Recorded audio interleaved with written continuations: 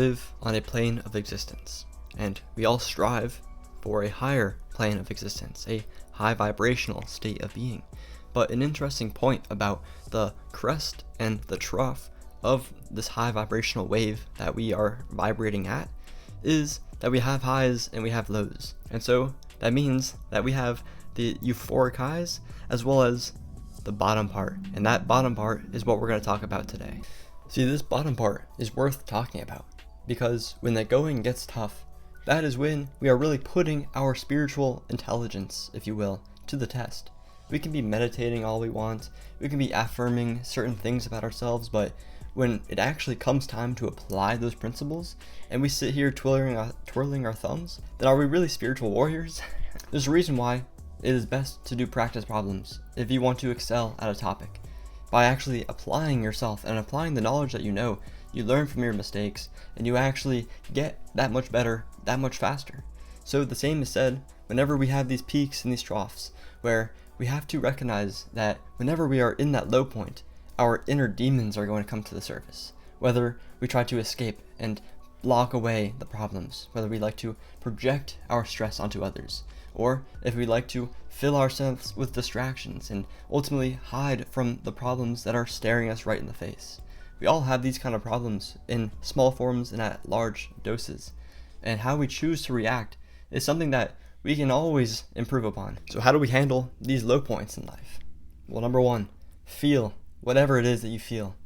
Seriously, do not fall victim to those mind games that you play to make the comfort come back, because you're experiencing this grit, this pain, this agony, this whatever for a reason.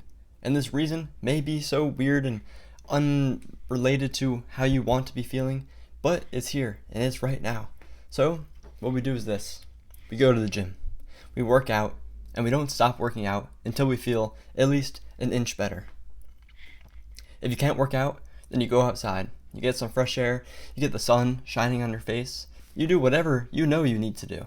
For me, it might be going to the gym, it might be going outside. For you, it can be literally doing anything. But be honest with yourself. Know that playing video games is probably not going to help. By going on social media for 15 hours a day, probably not going to help.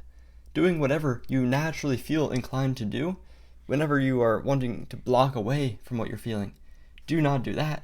Instead, do what you know you need to do. Because we all know what we need to do.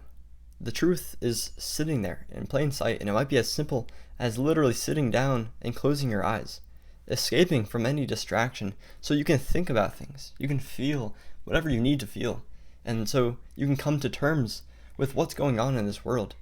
And that way you can take the appropriate next steps. My suggestion is to find others that you can confide in, that you know have the purest intentions for you and your trajectory forward. They want nothing but the best for you. Because at the end of the day, this is a very lonely journey that we are on. But everyone is on the same lonely journey. So we can be there for one another and they can be there for you.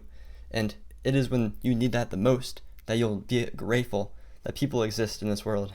I will close by saying that you can take care of yourself. You can do everything right and you'll still hit those low points. But it is what you do in those low points that will shoot you that much higher come the peak once again. So enjoy the process, enjoy the cyclical nature of life, and find beauty in wherever you are in life, because it'll always get better and it'll always get worse. Thank you.